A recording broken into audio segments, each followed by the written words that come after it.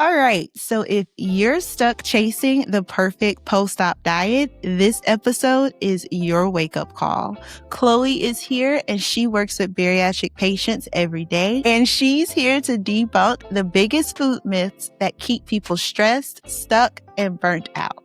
From emotional eating to hydration hacks to mindset shifts that actually work, we're going to break down all of what it takes to have real success after surgery.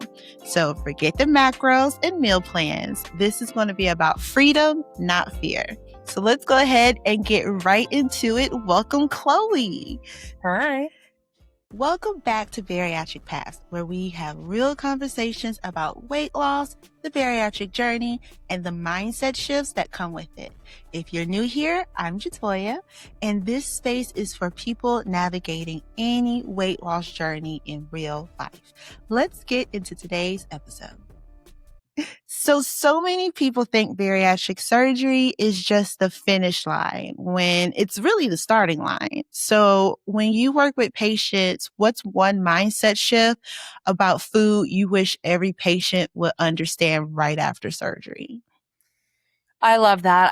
I think the biggest thing is recognizing that the surgery it's a tool, right? It's not a magic fix. I like to think of it as just a tool in the toolbox, just like exercise, drinking lots of water, just like eating our vegetables. I mean, the surgery doesn't do it all, right? It's just allowing us to do things a little bit better. So we're not waving a magic wand. We're just giving ourselves an easy tool. And the mindset shift is it's less about the perfect diet and more so learning how can I have a healthier relationship with food? And the surgery kind of allows us to do that. But a lot of that too is it's not just like you said, the macros, the calories, the carbs, protein, fat. It's also giving yourself grace and really staying consistent. I think that's the biggest thing. You'll hear dietitians and other healthcare practitioners say this all the time. It is consistency. It sounds silly, but it's a marathon, not a sprint. So especially with weight loss, we're always really trying to just get there. And it's sure we can get there really quickly, right? That's not always going to be healthy though. It's kind of the tools and the mindset shift that we learn along the way that helps us stay healthy long term. It's really a lifestyle change. So if you go into it thinking that way of just doing what you know you need to do as a consistent basis, the weight will fall off how it's supposed to fall off. It's not necessarily the main goal when you're thinking about your changes. Yeah, exactly. Because I mean, weight is important, right? That's why we're doing this. That's why we're embarking on this journey. But it's just one piece of the puzzle when it comes to our health. And really, it's all about how are we eating, how are we moving, how are we sleeping.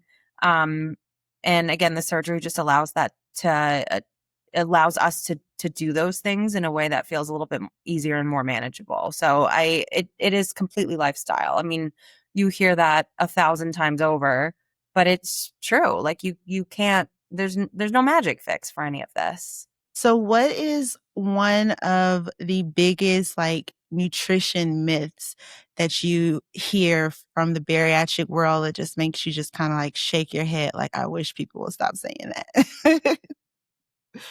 I would say probably that you'll never get to eat anything fun or that you'll never really overall just get to enjoy food again. I think they Mhm. see it as like a life sentence of eating, boiled chicken and brown rice. And that is such a bummer to me because as a dietitian, obviously we care a lot about health, but also like I love food and I love eating and I love the preparation of food and people coming together and enjoying food. So I would think that's the biggest myth. And I think that's something I want people to understand more about bariatric surgery and just embarking on a healthier eating journey in general is that you should still be eating the foods you enjoy. It's just how much of those foods are we having and what else are we adding to it to make it a little bit healthier.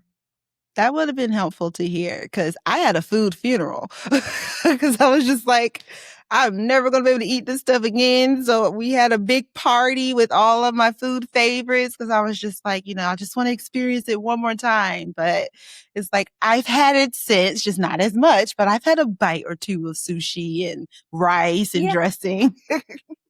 That brings up such a good point too, is the we call it in sort of the diet culture world, and in those discussions, the Last Supper Yeah. mentality. And it's like the diet starts tomorrow or the diet starts Monday thing of like, well, I'm going on keto and I'll never be able to get to eat carbs again. So let me eat a pizza with extra breadsticks and fettuccine Alfredo. And it's like, Yeah. well, what if you weren't going to do the diet on Monday and you just ate a little bit of Alfredo with a bunch of salad and then you didn't have a stomach ache waking up tomorrow? So that Last Supper mentality does get people into a lot of trouble in dieting.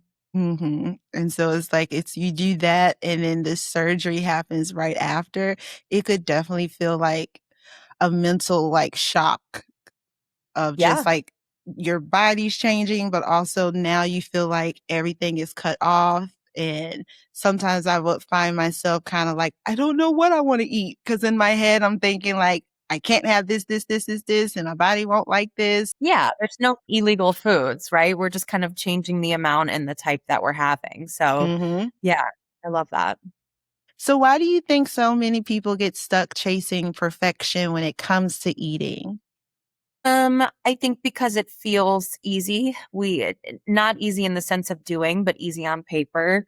We love rules, right? If I had $1 for every time someone said, "Oh, I'm really black and white," I mean, I probably would have been able to pay my student loans off 10 times over, right? Like it's we love rules and we love give me an idea or give me a list of things I can eat and things that I can't.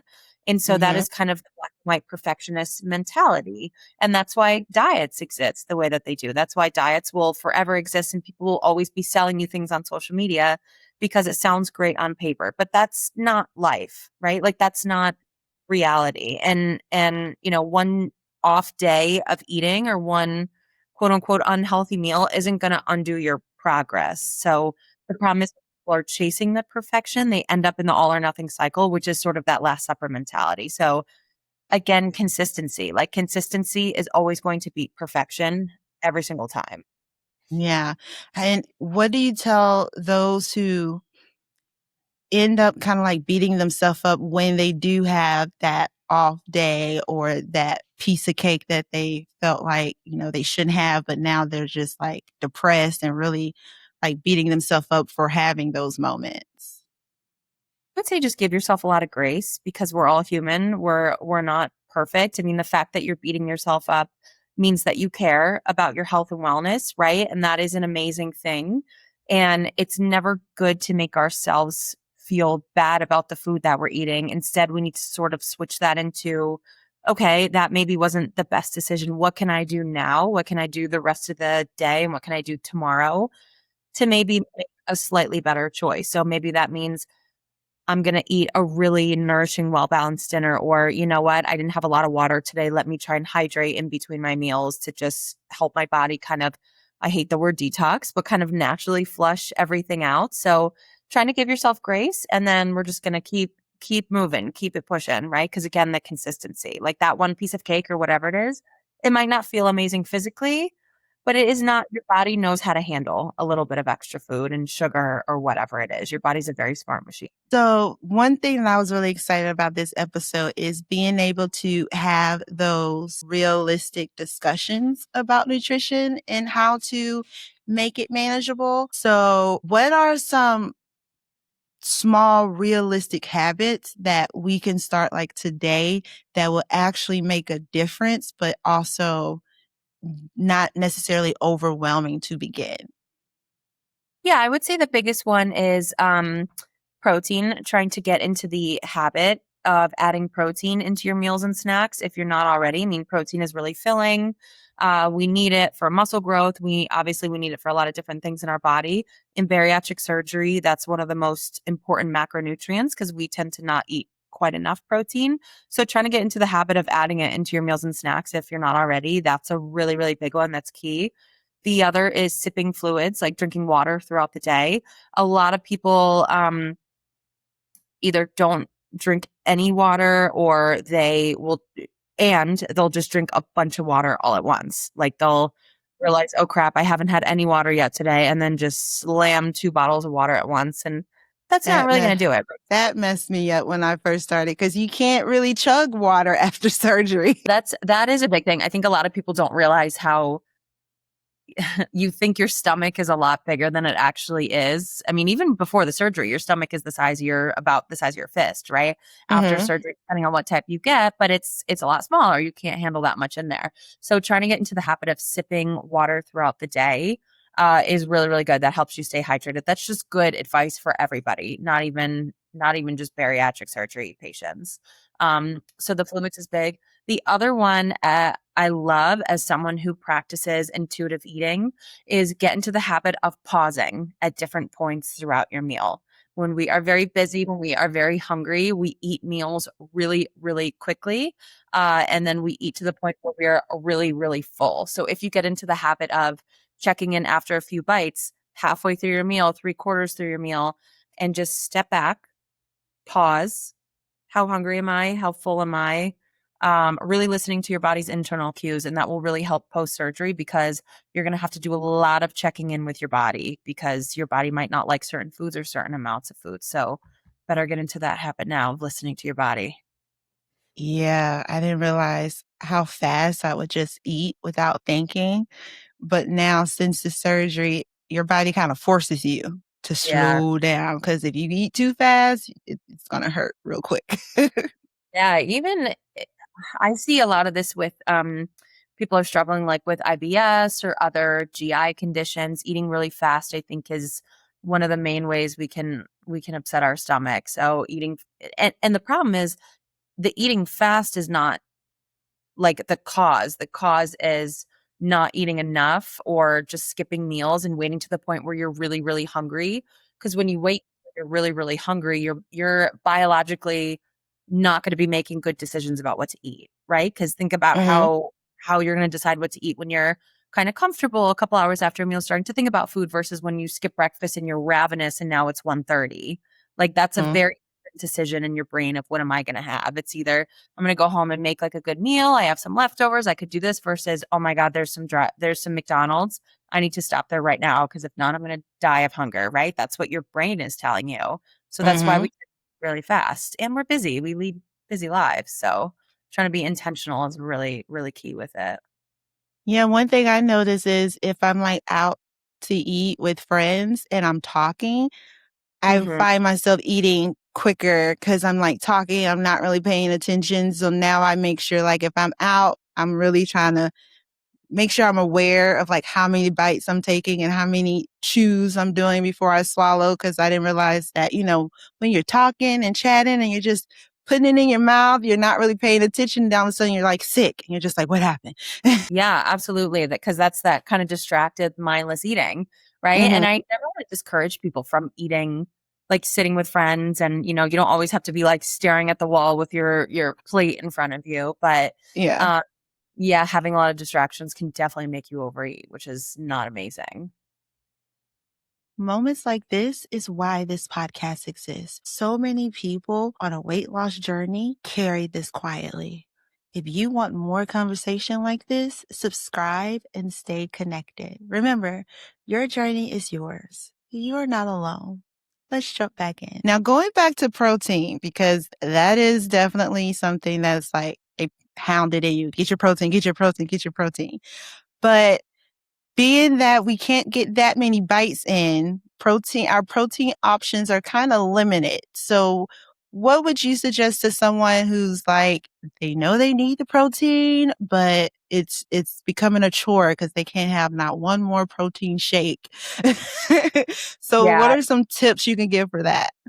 I know the dreaded protein shakes. They can be so helpful, but they're like after a while, you're like, all right, I'm tired of the chocolate milk. Like I'm over it at this Yeah.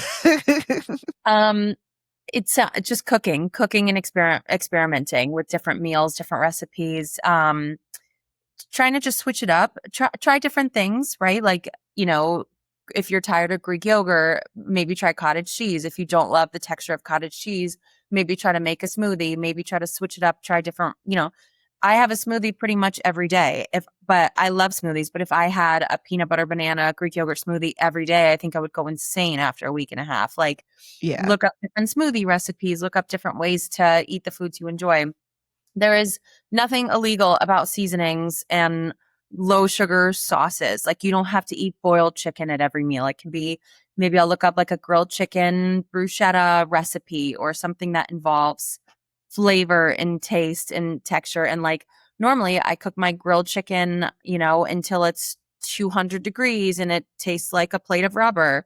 Well, then of course you're not going to enjoy eating your chicken anymore, right? Because it tastes terrible.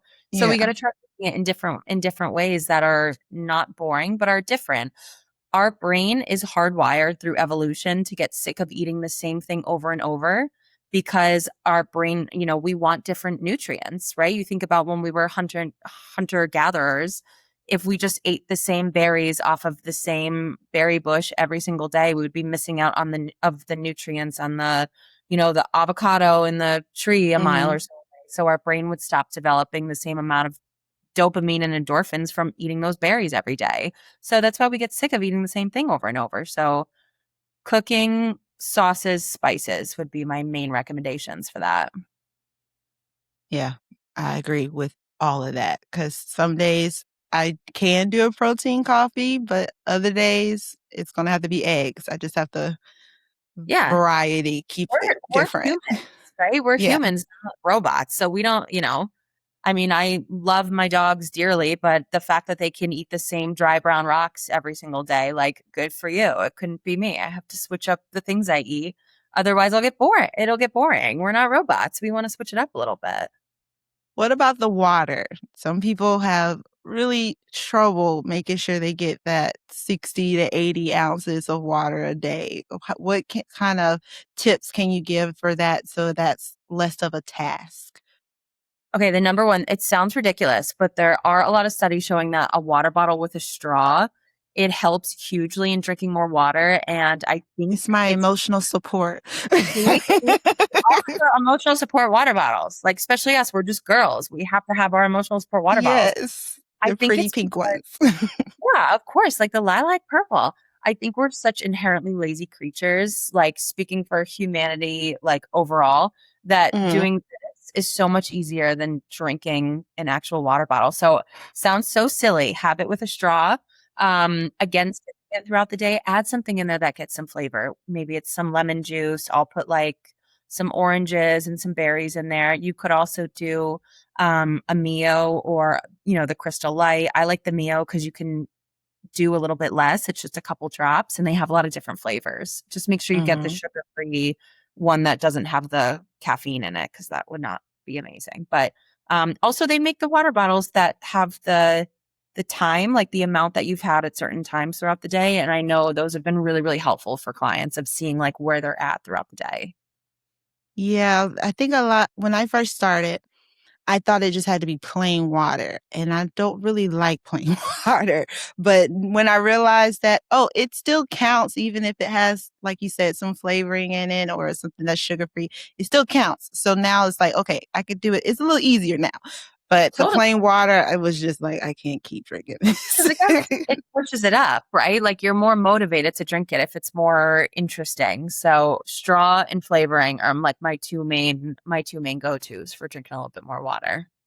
Was so happy when my surgeon said I could have a straw. I was like, "Thank Oh, you." yeah, for a little while. That's something that comes eventually, right? But Yeah. mm, yeah, for those of us that are, if you're past that point where it is safe to have a straw, of course, always ask your surgeon if you're not sure. But that is super, super helpful. Yeah. Mm. So what about going out to eat? How can people, go out, and do, like, the social gatherings without it being, like, a guilt trip afterwards? What are some things that they could think about realistically in those situations? Yeah. I would say one of the best pieces of advice is try to have something to eat before you go. That way you're same with grocery shopping, right? Like don't go when you're hungry because you're setting yourself up for Yeah. failure. So have something to eat before you go. Um, please, for the love of God, do not be that person that brings their own Tupperware, like unless it's a potluck. I Yeah. mean, it's amazing to have goals, but if I'm cooking like Thanksgiving dinner and someone shows up with their own little Tupperware of chicken and rice and broccoli, like you're out the door. Um, You're allowed to enjoy food. You're allowed to see people again and get that social connection. So give yourself permission to enjoy it, but just try to stick to maybe have like one or two set goals in mind. Like I'm going to A, have something to eat before I leave the house, and B, if I am going to eat something there, I'm going to make sure that I have a little bit of protein in the veggie first. Or if I'm going to say, maybe if you're going to be enjoying some drinks, like I'm not going to put alcohol in my body on an empty stomach. Like try to have at least some type of intention. So then when you go there, you have a little bit of a guideline of how you're going to eat. That helps hugely. So I was just about to ask that with the drinking. So you suggest if you are going to have a drink, eat first for sure. Absolutely. I mean, that's good advice like for everyone. But especially after the surgery because, alcohol is going to get into your system so much quicker. So a lot of Yes. people you're like, yeah, girl, I know from experience. Like a Um, couple sips of wine and I felt like I had a shot. I was like, why? And if you're not expecting it, like depending on the situation, what's going on, that'll really hit you. That could cause some, like if you're driving, if you're not sure, whatever. So that could definitely be problematic. And that's why we have to be careful too. Sometimes we see higher rates of addiction after the surgery, right? So we have to be really mindful of that. But yeah, if you're used to maybe, feeling a little buzz after 1.5 drinks, and then now you've had the surgery and you're clear to have a little bit of alcohol, you might take, like you said, a few sips of wine and you're like already feeling it. And not only is that not great for you, but it also could cause an issue. So you just want to be mindful that always have something to eat, especially a little bit of protein. Okay, I was going to say, so more protein, less carbs, or a little bit heavier. What would you think? A good mix, honestly. You do want to get protein because the alcohol is probably going to fill you up a little bit if you are having that. You do want to get the protein in, but also have a little bit of like carbohydrates. Because that will help with the absorption of everything, and you just want to be mindful about getting a little bit of balance in there, but definitely protein first. Okay.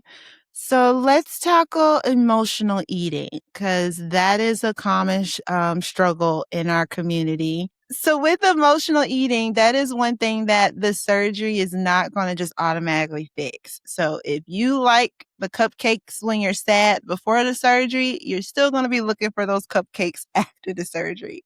So, Yeah. what are some triggers that you see most often, and how can people begin to work through them, either pre or post surgery? Yeah, I would say definitely stress is the main one. I mean, Mm. stress is, I think, above and beyond, like across the board, the main trigger for emotional eating. Um, boredom, boredom, which is maybe not even emotional, like related to emotional eating, but just eating more than we're comfortable with in general. Loneliness. We saw a lot of this during COVID. I mean, every time we talked about weight gain with clients, a lot of it was, I'm bored, I'm lonely, I'm in the house, my husband is gone, I'm, gone at work and I work from home and I'm not used to that. And so those can kind of creep up when we're least realizing it. And like you said, the surgery is not going to take that away. So emotional eating is just a coping skill. So we really got to try to recognize when those triggers are coming up so that we can try to develop better coping skills so that post surgery, we're not developing new bad coping mechanisms, if that makes sense. So, Mhm. it's not everyone loves journaling, but I think it's really, really helpful talking to somebody, going for a walk. I mean, anything that's going to kind of like once you recognize it, what is going to physically and emotionally kind of take me out of this moment and give my brain and my body something else to do besides turning to food. One thing that I used to do when I first finished or right after my surgery, if I felt like I was hungry in between meals, I would drink first. Like, let me have some water and see, is that going to really, just trick my brain a little bit because I'm not really hungry. But like you Yeah. said, I can be bored or just mindlessly watching TV, and I'm just so used to doing this while I watch TV that now I'm just like, what am I doing? I need something in my hand, I need something in my mouth. So Yeah. I definitely can understand that piece. I don't think a lot of people realize, like you said, how much we tend to snack and pick on food when we're just not even realizing it. I always say we're the some people in the bariatric community or just in weight loss, trying to lose weight in general. we have the worst addict because we're food addicts, but we can't go cold turkey with Yeah. food. Like that's something that we always will need. So how can people kind of handle that mindset where they're not trying to, like I said, completely go cold turkey, but they can trust themselves around food and in social gatherings where there's food, and they can trust themselves to really like enjoy, but not overindulge? Yeah, I mean, it is really hard because like you said, food is not something we can quit, right? So it's not Mm-hmm. like, alcohol or drugs, where not that those are easy to quit by any means for some people, but we can't just say, you know what, this is an issue, I'm going to stop doing this. We have to eat still. Yeah. So we really have to work on, like I said, the surgery is a tool. It's not a quick fix. So it really is about developing a healthier relationship with food. Definitely taking it slow, right? So recognizing that it's not going to be perfect. Maybe trying to introduce one like new kind of scary food at a time, as it's comfortable, and also really giving yourself a lot of grace and compassion, and reminding yourself too that despite a lot of the stuff that you hear online and read, and maybe you hear from your surgeon and different people, like they're a lot of the info you hear, it's not that it's incorrect, it's just that a lot of foods are labeled as good and bad, and a lot of that context is, hey, when you're getting surgery, these foods are going to cause you more difficulty, right? So it's easy to label them as good or bad. But no foods are good or bad. That doesn't exist. Everything exists on a spectrum. Some foods are more health promoting, and a lot of foods are less health promoting. That doesn't mean they're bad for you. It just means we want to have them not quite as often. And the goal overall is balance, not fear. The last thing I want is for people to be afraid of food, because food is not there to hurt you. It's actually doing the opposite. It's there to help keep you alive and keep you safe and healthy. We just don't always have a good relationship or fully understand how to do that. Yeah. And sometimes it's just go ahead and just have the bite of cookie and be done with it than stressing over it. And then now it's like your every waking thought because you want cookies so Right. bad. And it And I, becomes like I a tell bigger people a deal. lot too. I tell people a lot too, like, if you're at a party, say we're talking about social gatherings, and you are agonizing over whether or not you should have a brownie for 2 hours, that stress, that cortisol, that all the cascade of hormones and things going on in your body when you're experiencing that stress and anxiety, that is way worse for you than a cookie. Like that is way damaging short and long term for your health than just eating, maybe like you said, a bite of a cookie, or God forbid, like a whole cookie, as long as you're making sure you're getting some protein, some other good things in. I would rather you just eat the food and then move on. Like then you Mm-hmm. move on with your day. And like we were talking about earlier, you try to, okay, I'm going to make a good decision for dinner tonight. Food should not be scary. You should not be afraid of eating food. This episode may end here, but the journey doesn't. Parallel Paths is the Bariatric Paths membership for people who want continued support, real conversations, and connection beyond the podcast. If that sounds like what you need right now, go to www.bariatricpaths.com and see if the community feels like the next right step for you. Remember, your journey is yours, but you are not alone. Go out there and crush it. Bye. This podcast is for support and inspiration only. It is not medical advice. Always talk to your doctor or care team about what's right for you.